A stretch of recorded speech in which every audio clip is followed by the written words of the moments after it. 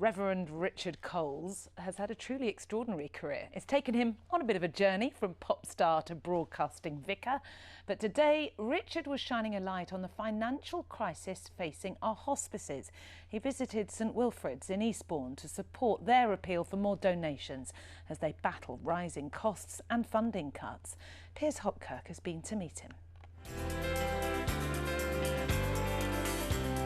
As a musician in the 80s, he supported end-of-life care for people with AIDS. As a vicar, he comforted parishioners in their final days and hours. And as a husband, he cared for his late partner. For Reverend Richard Coles, dignity in dying has been a lifelong cause. We don't like talking about death, and yet it is the one fate we will all share. It is a reality, and we need to be on better terms with it, because it's going to come to us. Now living in Sussex, it's why he's offering his support to St Wilfrid's Hospice in Eastbourne. I think end-of-life care is one of the measures of a civilised society, actually. That period of life you live at the end of your life is critical, and I think the good death is not a contradiction in terms.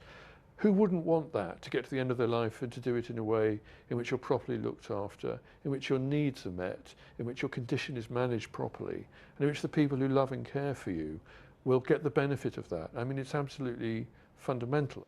St Wilfrid's Hospice, like many, is facing a financial crisis. Inflation and cost of living pressures leading to calls for greater government funding to plug the gap. The nightmare scenario would be that our reserves that we've built up over time will dwindle and we won't have that fallback, and we will have to look at what we can afford to be able to deliver by way of supporting our community. Lovely, thank you very much. For those here, it's a vital service. Paul Jenner from Polegate has prostate cancer. Even though it's not a very wonderful place to be with my problem, it's a wonderful place to be as a person. Hospice care allowed Kerry Hughes-Rees to spend her final days with her husband, Chris.